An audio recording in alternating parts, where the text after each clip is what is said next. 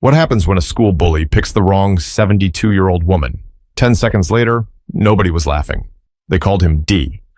Not because of his grades, though those weren't anything to brag about, but because of his last name, Dillard. Deshaun Dillard. 15 years old, 6'1", already with a mustache he swore made him look grown. He walked the halls of Booker T. Washington Middle School in Toledo, Ohio, like he owned them. Shoulders squared, chin up, hoodie halfway on, even when it wasn't cold. You ever seen a kid who treats school like it's his stage? That was Deshaun. He had a comeback for every teacher, a glare for every hall monitor, and a pack of kids trailing behind him like bodyguards. He didn't just talk loud, he moved loud. Slapping locker doors, stomping sneakers that squeaked across tile floors, bumping into people like he didn't see them. No one checked him. Not the teachers, not security, not even the assistant principal, who just shook his head like he'd given up a long time ago. One morning, Deshaun showed up late. Again. It was a Thursday. He strutted through the double doors just as the first bell rang. In his mind, the school ran on his time. He looked at his phone, slid it back into his pocket, and noticed a smaller kid, about 7th grade, hurrying to the front office with a broken laptop in his hands. "Yo, watch out," Deshaun barked, stepping right in the kid's path, making him flinch. Kid said sorry, like he did something wrong. Deshaun just smirked and followed him down the hallway. "Man, y'all always looking scared," Deshaun muttered loud enough for everyone to hear. "It's just school, not prison." Laughter from behind him. A few of his boys were trailing, Rico, Jalen, and Snoop. Snoop's real name was Theodore, but no one dared call him that. Deshaun shoved the door open to the front office like he was entering a locker room before a game. There was no reason for him to be there. He just wanted to see what was going on, maybe stir something up. "Yo," he said, drawing the attention of everyone in the office. "Y'all got cookies or something in here? Smell like somebody grandma been baking." That's when he saw her, back turned, standing next to the secretary's desk, dressed in a maroon skirt suit, black flats, and a wide-brimmed hat covered in little rhinestones that shimmered under the flickering fluorescent lights. She didn't even look up, just shifted a little, her posture straight, shoulders squared. Deshaun couldn't help himself. "Who grandma this is? Miss Jackie from the block?" More laughter, but she still didn't turn around. That silence, it got to him, made him want to push. He walked up close, too close, brushed against her on purpose as he passed behind her to lean on the counter. She didn't move.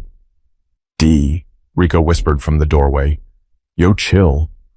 But Deshaun wasn't listening. His ego was in full gear now. "Ain't you supposed to be in a nursing home or something?" he said louder. "You lost, ma'am?" This time she turned, slowly, eyes locked on his like lasers. She didn't say a word at first, just stared. Then, in a voice that was calm but sharp enough to cut marble, she said, "Son, I suggest you back up." Deshaun blinked. He wasn't used to that. People usually stuttered or looked away, but not her. "Nah, I'm good," he said, inching even closer. "You don't know who I am, do you?" Now she smiled, just slightly.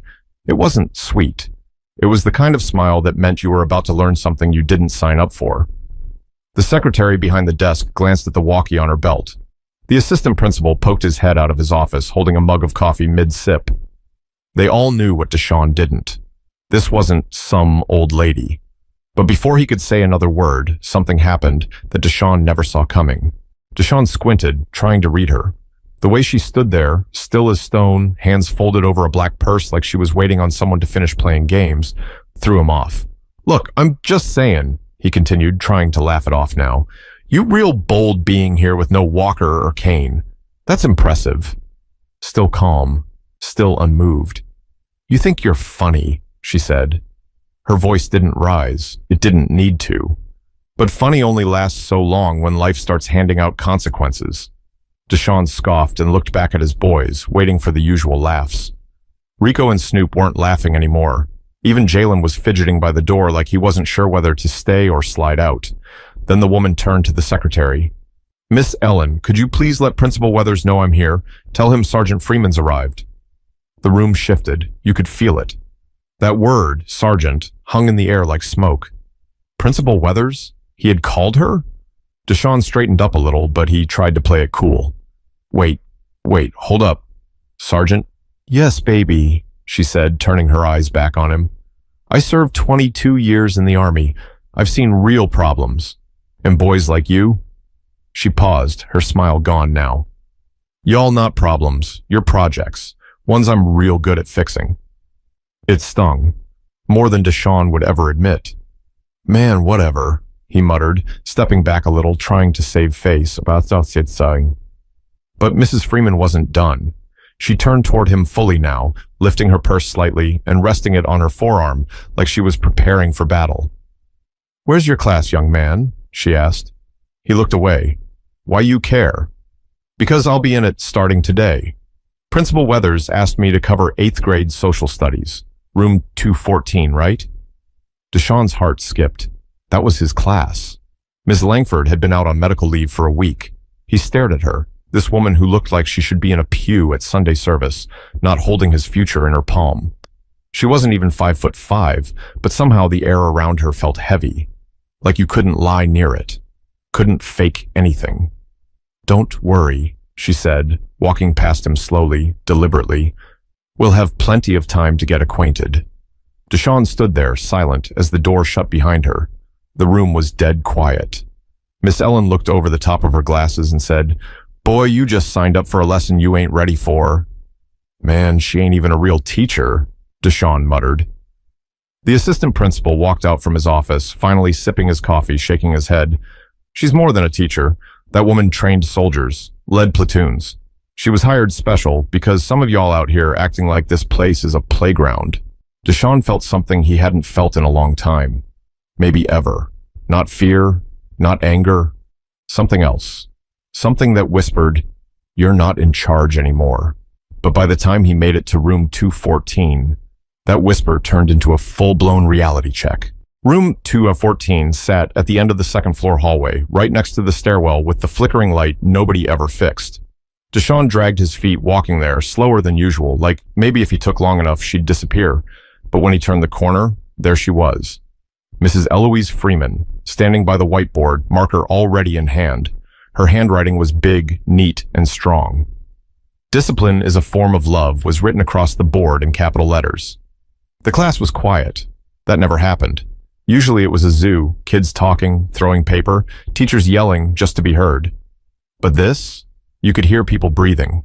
Deshawn's usual seat in the back had never felt so far away. He pushed open the door. She didn't even look up. Glad you could join us, Mr. Dillard, she said without turning around. Grab your seat. Someone snickered.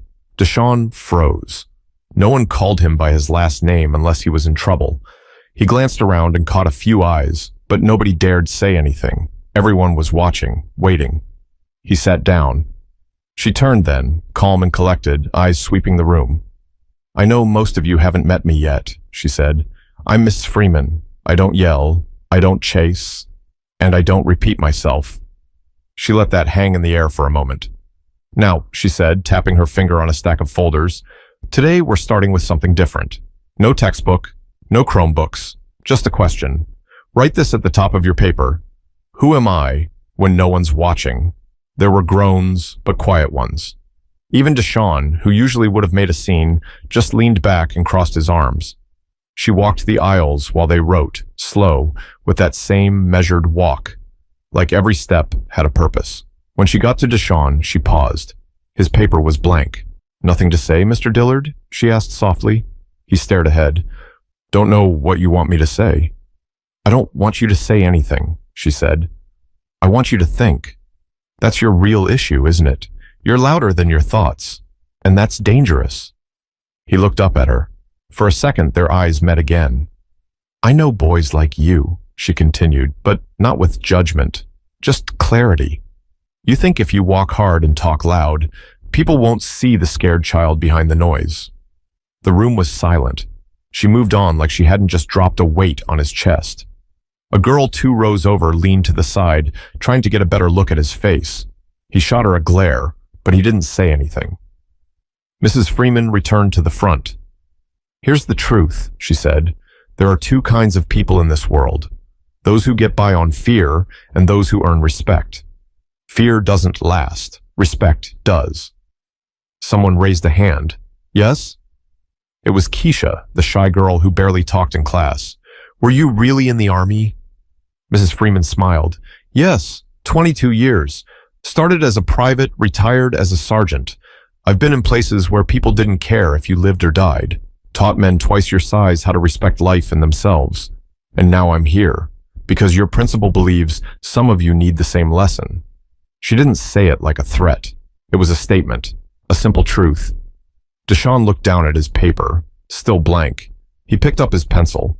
For a moment he felt something shift inside. Not all the way, but something. But just when the room felt like it might settle, Deshaun's pride came back with a roar, and he made a decision that would change everything. The day dragged on, and Deshaun couldn't shake it. That woman, the way she looked at him like she already knew everything, like she wasn't scared, like she'd seen way worse and didn't have time for his nonsense. He'd never admit it out loud, but her words stuck. You're louder than your thoughts, and that's dangerous. He chewed on that all the way to lunch. At his usual table in the corner of the cafeteria, the energy was off. Rico kept checking his phone. Jalen was halfway into his sandwich without even joking once. Even Snoop was quiet, picking at the crust of his tray pizza. You good, D? Rico finally asked. I'm straight, Deshaun muttered. She just caught me off guard, thinking she can talk to me like I'm soft. Snoop glanced up. You did bump her, though, on purpose. So? She didn't even blink, bro. That was kind of wild. Deshaun leaned back in his seat. Man, whatever, I ain't scared of no old lady. But that wasn't true. He wasn't scared, not of her fists. But something about her presence made him feel small, like being loud wouldn't get him out of anything anymore.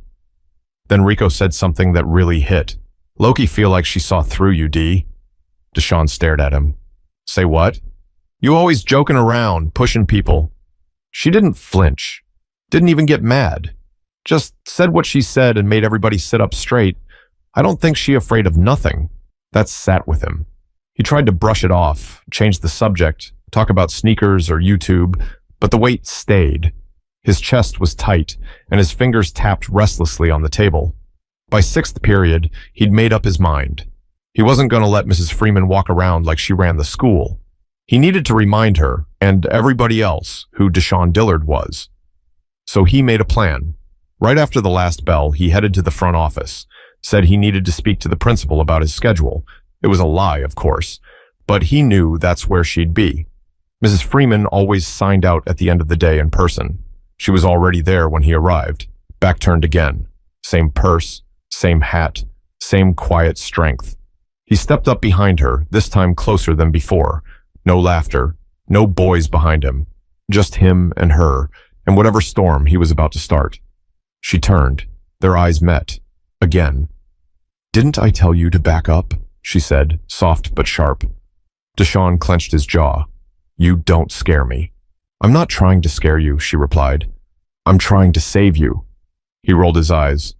From what? From yourself. That was it. Pride boiling, voice rising, Deshaun blurted, You don't know me.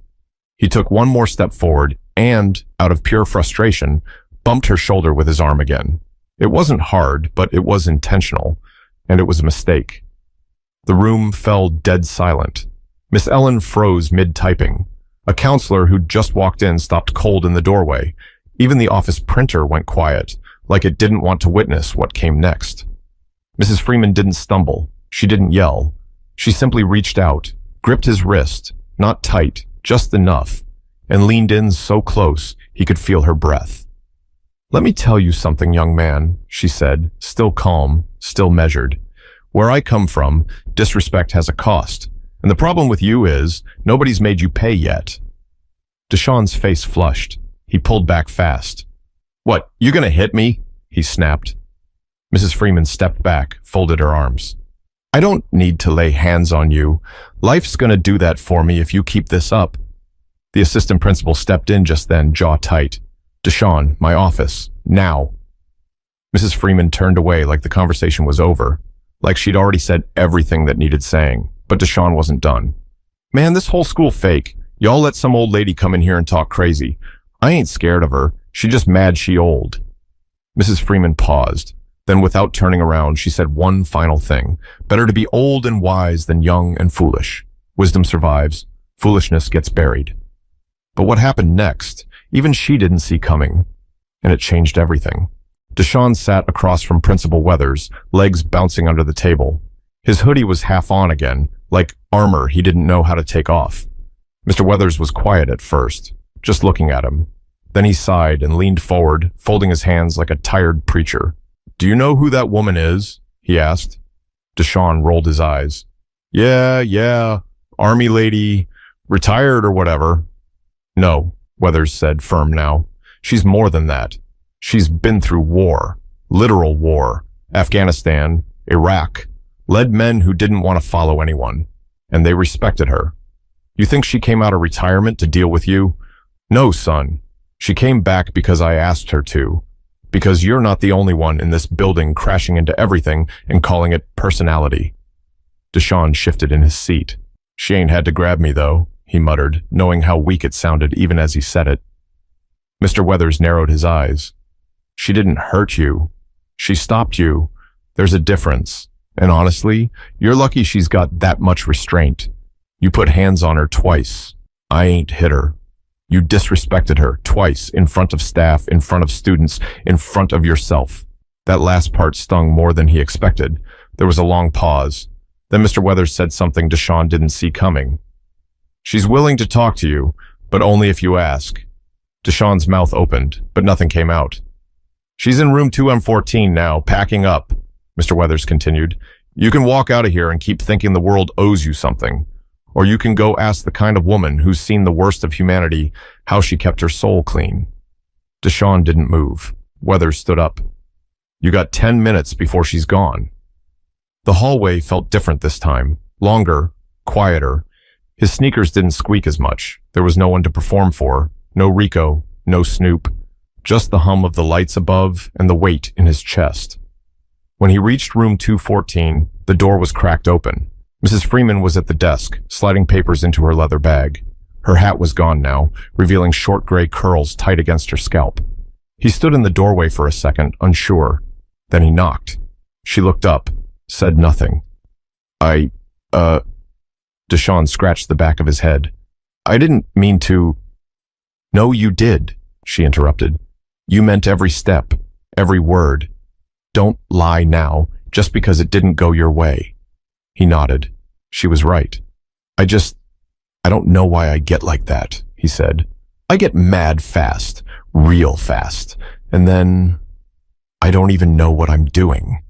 She studied him, then pointed to the chair in front of the desk. "Sit."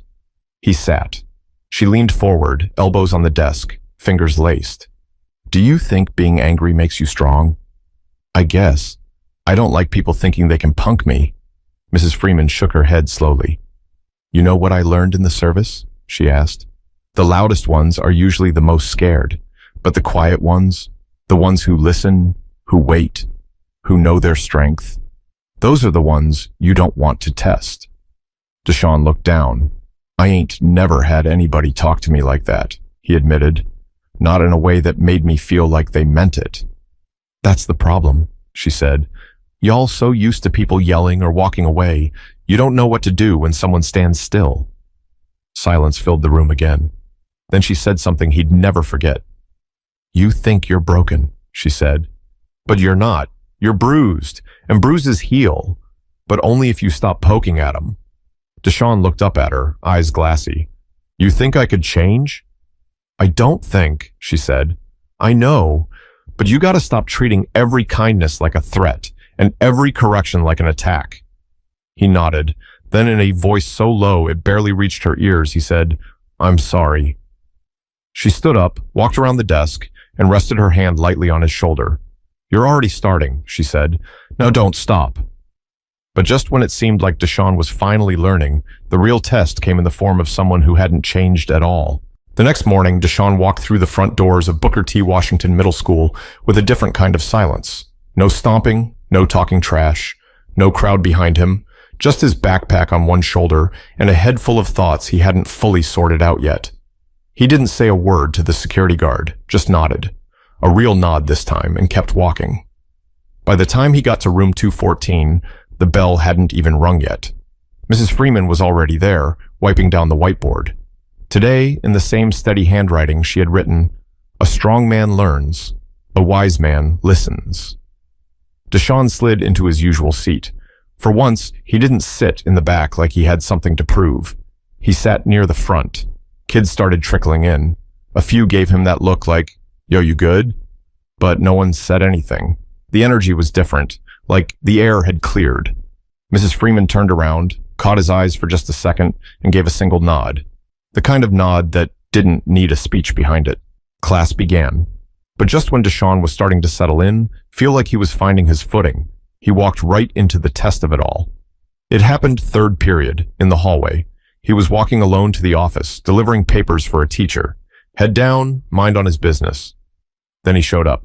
Darren Clay, 8th grader, same age as Deshaun, built like a linebacker, always talking crazy, always trying to prove something. Him and Deshaun had gone back and forth a few times in the past, nothing major. But today, Darren was in a mood.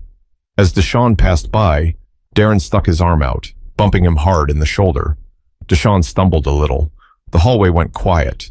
A few kids nearby turned to watch. "Oh, what, you not gonna say nothing?" Darren said, arms wide. "You soft now?" Deshaun looked at him.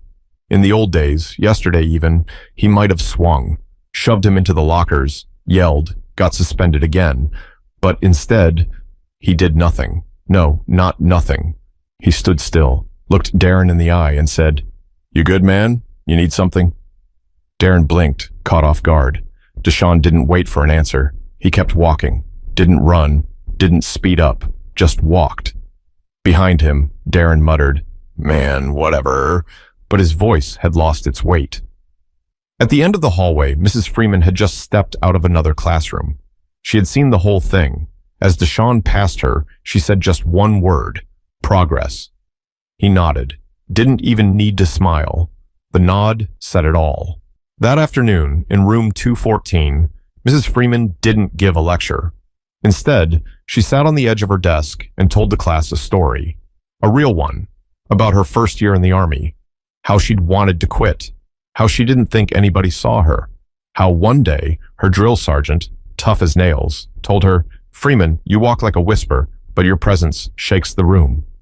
She paused, and then she said, "Every one of you has that same power, but only if you stop wasting it, trying to impress people who don't even know themselves."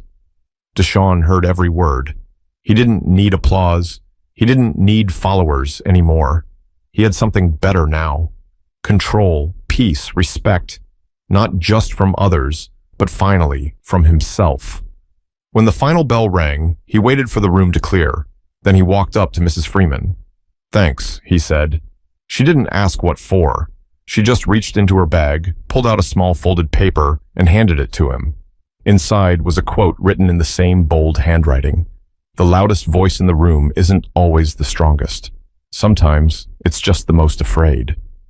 Deshaun folded it carefully and slipped it into his pocket. He'd remember it for a long time. Long after Mrs. Freeman returned to retirement, long after he left middle school. Because some lessons don't come from textbooks. They come from people who show up, stand firm, and tell you the truth, even when it stings. And sometimes, that's exactly what saves you. And if you're lucky, you'll meet your own Mrs. Freeman before the world teaches you the hard way. If this story made you feel something, share it. Because someone out there might be one decision away from a better path, and all they need is a reminder that change is possible.